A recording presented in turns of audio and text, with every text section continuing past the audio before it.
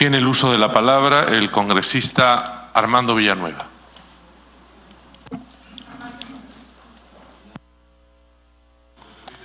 Sí, no hay problema. Puede hacer uso de la palabra. Solo muy breve. La señora Foronda. Creo que algo que nos podría ayudar muchísimo a visorar que procesos como este no se repitan nunca más acá en el Perú con este tipo de, digamos, imprecisiones en términos de quienes vienen a invertir, por llamarlo de alguna manera más elegante, es la necesidad de tener una ley de ordenamiento territorial que nos permita colocar las cosas en su lugar. No se puede invertir.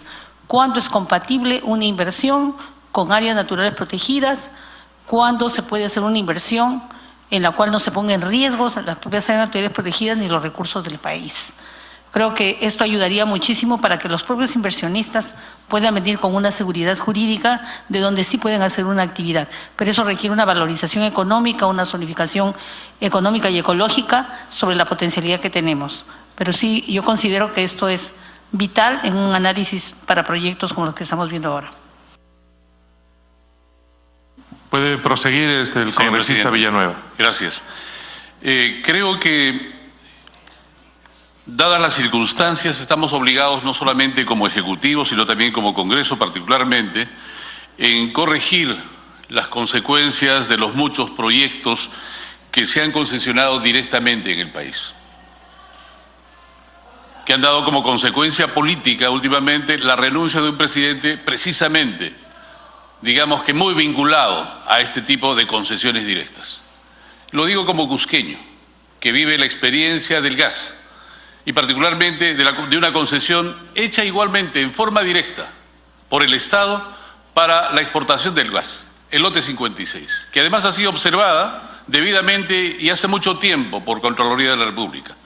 Es una concesión directa cuyas regalías no tienen sustento. El cálculo de regalías no tiene el sustento correspondiente según la Contraloría, cuyo cálculo del netback y las proyecciones correspondientes tampoco tienen sustento.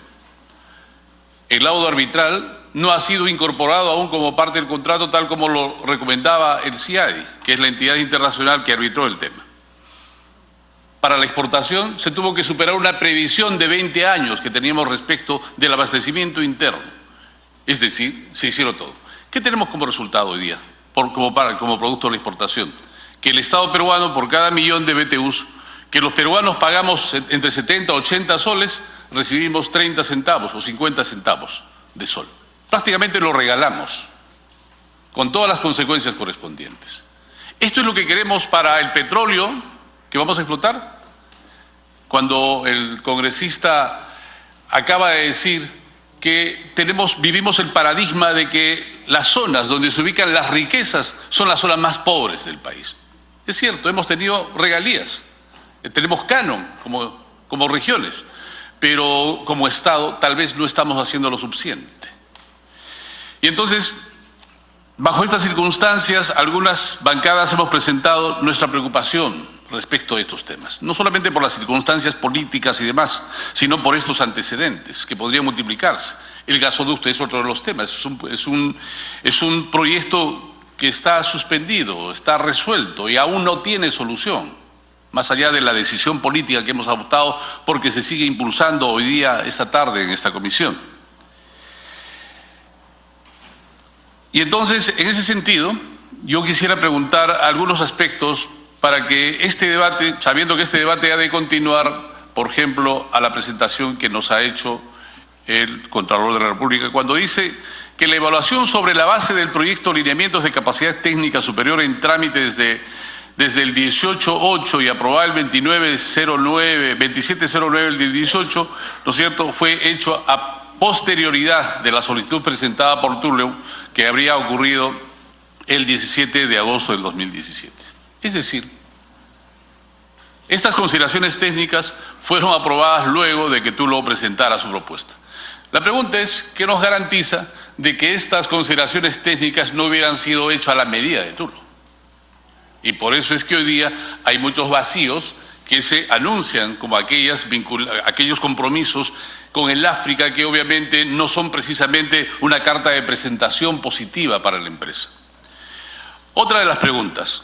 ¿Cómo es que se hace compatible lo establecido por las leyes 23630 y luego la ley correspondiente a 30062 cuando establecen para Tumbes y Piura, departamentos, regiones en los que están parte de los lotes, una participación en la renta del 15%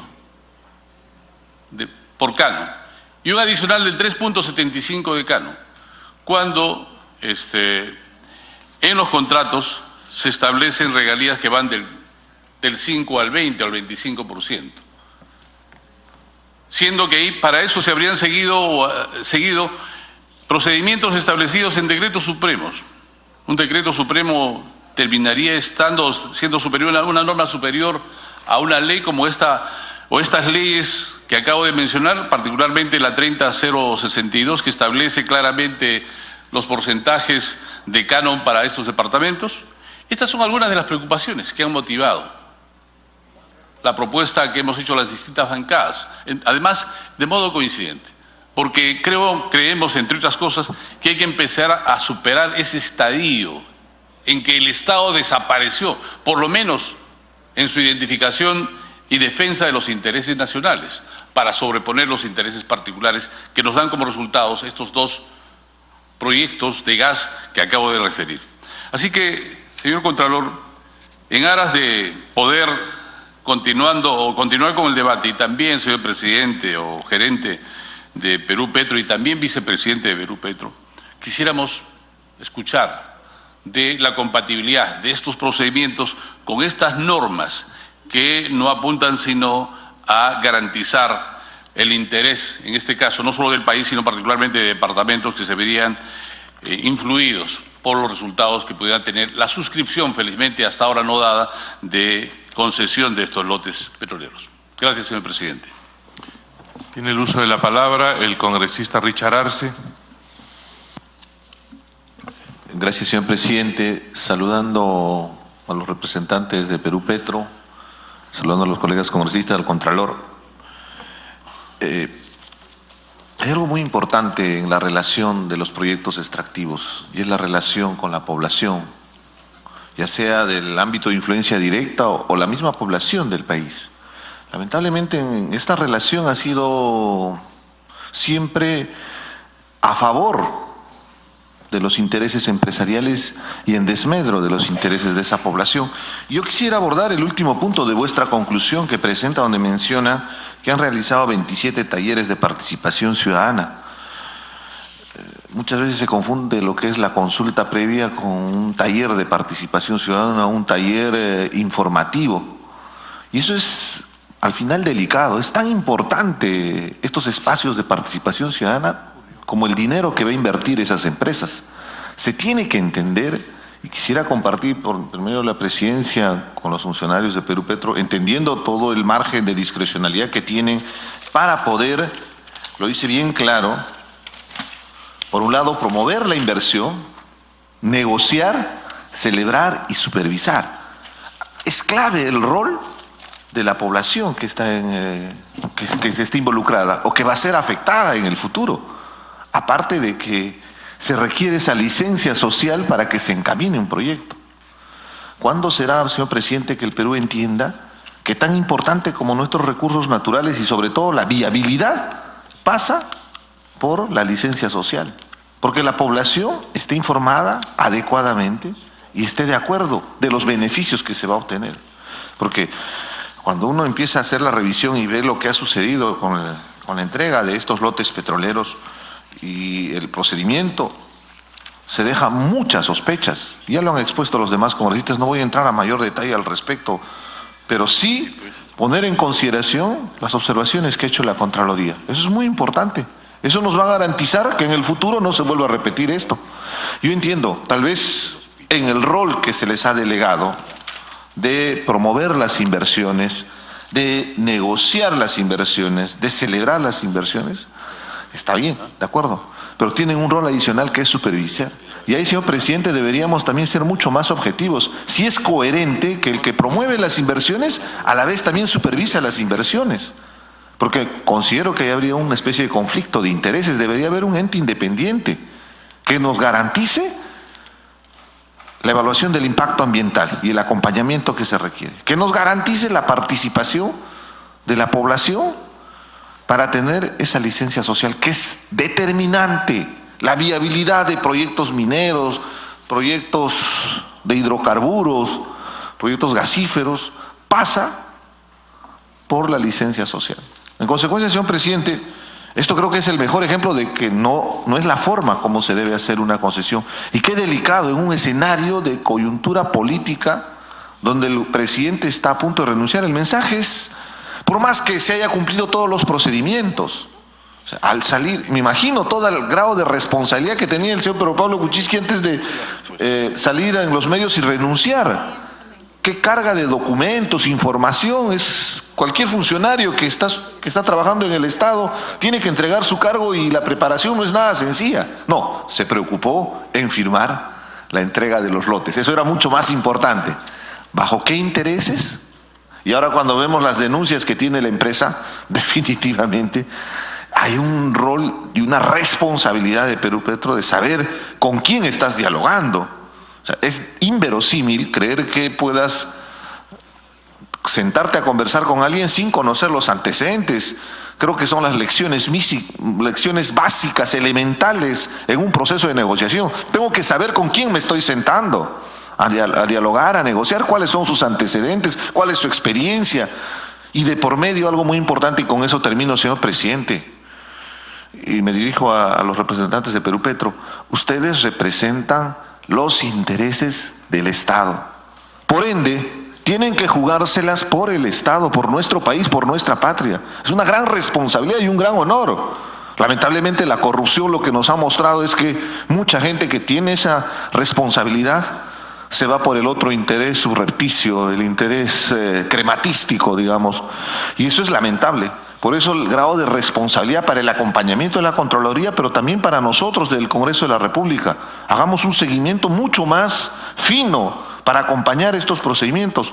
Nuestros recursos naturales están ahí. Yo escuchaba a algún congresista que mencionaba que sí puede salir algún producto que pueda hacer competencia, pero con el mayor de los respetos, los recursos naturales, para empezar, son recursos no renovables. Y tenemos que ser responsables con las futuras generaciones. ¿Qué derecho tenemos nosotros en esta generación de explotar todos nuestros recursos naturales? Tenemos que tener un criterio responsable y racional a la hora de explotar nuestros recursos naturales, pero tiene que tener las garantías, y las garantías pasan por un estricto estudio de investigación ambiental y evidentemente con la participación activa de la población. Ahí encontraremos la viabilidad para un proyecto, pero de esta manera, con todas las observaciones, definitivamente nos deja muy preocupados y se presta la suspicacia. ¿Qué interés habrá tenido el señor Pedro Pablo Kuczynski para poder firmar la entrega a esta empresa seriamente cuestionada? Gracias, señor presidente. Muy bien, Sí, vamos a darle el uso de la palabra ya para cerrar esta intervención con el presidente de la Comisión de Producción, el congresista Freddy Sarmiento. Gracias, presidente. No decirle al vicepresidente de darle saludos, vicepresidente de Perú Petro, al gerente general de Perú Petro y al señor Contralor de la República. Decirle que por procedimiento parlamentario, al final de hacerle todas las preguntas va a tener la oportunidad de responder, ¿no?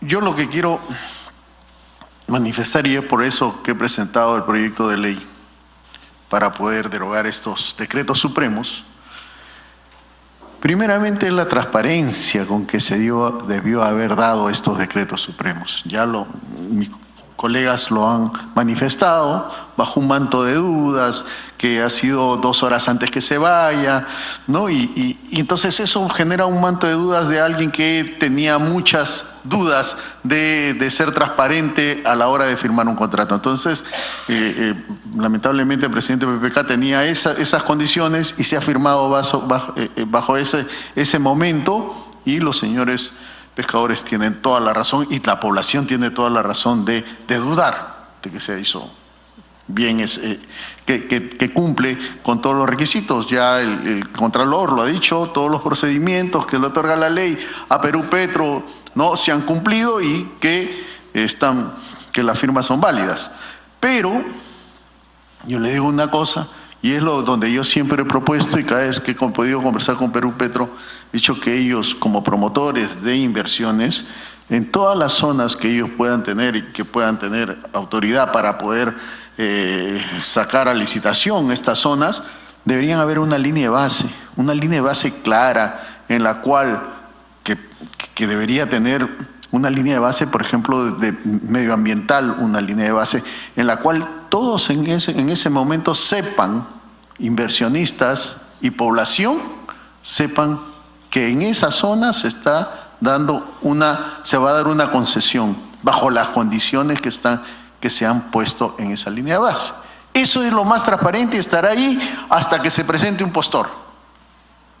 Entonces yo creo que esa parte es importantísima, que se debe modificar dentro de la ley de hidrocarburos, y creo que el congresista Juan Carlos del Águila, ¿no?, es quien está trabajando este tema, y esperemos de que asuma este punto y se pueda poner en la reforma que debe tener Perú Petro.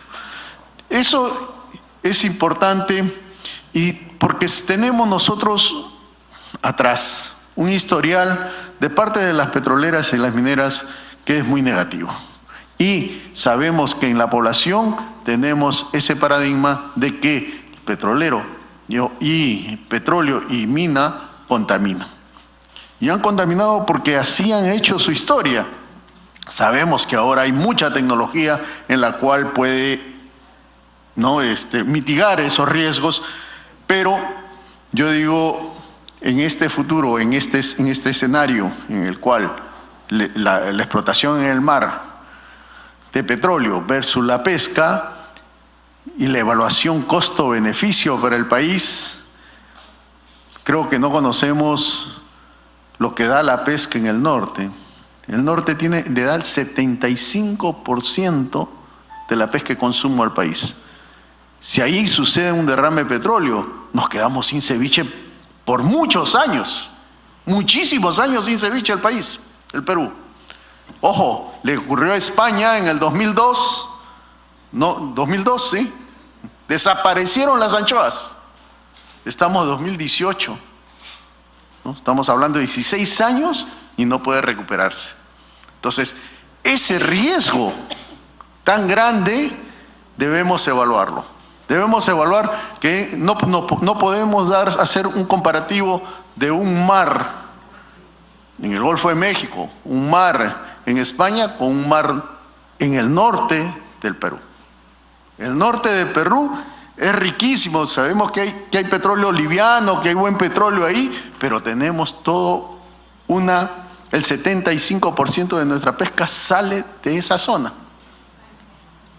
Y además hay zonas, y ahí es donde peleo, cuando quieren instalar una zona de reserva del Pacífico Norte. Digo, esa zona es rica para hacer maricultura. Tenemos maricultura ya de concha de abanico que en estos momentos solamente rinde el 10%.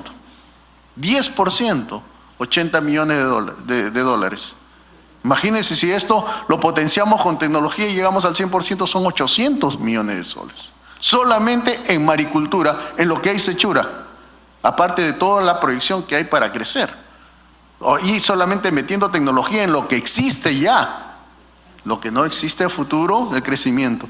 Ahí hay zonas donde entra la cabrilla, entra la chita, y hay tecnología ya por IMARPE de que se puede hacer maricultura con esas dos especies. Yo creo, y hay mucho más, ahí está el pulpo, que tenemos zonas de pulpo ricos, la concha de pala que desapareció en el año 83, ¿no? Tenemos muchos recursos que en esa zona, el gran mero, por ejemplo, el mero murique, el mero rosado, el mero rojo, toda la especie de mero están en esa zona, ¿no? En esa zona. Entonces, ahí, si nosotros vemos el costo-beneficio, creo que deberíamos evaluarlo, y creo que eso lo puede hacer IMARPE. Vamos a ver que mucho más pesa la pesca que el petróleo. ¿Dónde vamos a hacer petróleo? Dicen, oye, si no sacamos el petróleo del mar, Perú no se abastece de petróleo. No, tenemos, mira, a los pescadores mismos dicen, ¿por qué no invertimos en tierra? Primero exploremos la tierra en tierra y explotemos en tierra. ¿Ah? Entonces, si ese es lo que hay que hacer, ¿no? Yo les escucho a mis hermanos pescadores y me dicen que en el desierto de Sechura hay petróleo.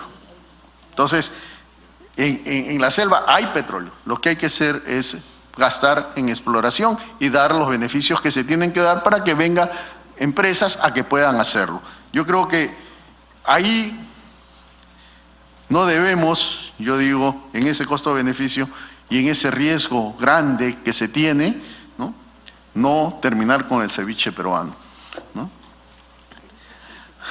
Entonces, yo pienso que ante estos temas que son bastante álgidos, en la cual vemos que la línea de base evitaría todos estos problemas de transparencia y que se harían ya, no decir, poner en vitrina todas las riquezas que tenemos y que la población ya sabe qué es lo que se va a explotar en su zona, como decía, ¿no?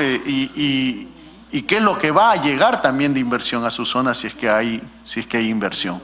Yo creo que eso lo tenemos nosotros que comenzar a trabajar, y lo que es importantísimo, acá sí necesitamos información técnica, información de IMARPE, que quien es la institución científica reconocida mundialmente, quien nos puede decir cuál es el riesgo que podríamos tener ante un derrame de petróleo. Dios no lo quiera, que no haya. Tenemos 50 años trabajando en el mar del norte, ¿no? De Talara, pozos petroleros. Pero siempre hay un pero y hay un riesgo, y hay que poner en la balanza siempre pesca, petróleo. ¿Y cuál pesa más? Porque un riesgo no puedo decir yo mañana, pasado, dentro de 10 años, dentro de 15, dentro de 50 años. No lo puedo decir. Ese costo-beneficio de ese riesgo es lo que debe sobrepesar para poder decir va o no va petróleo. Yo creo que en este momento lo que nosotros hemos evaluado es que la pesca pesa mucho más que la explotación de petróleo en el norte. Gracias.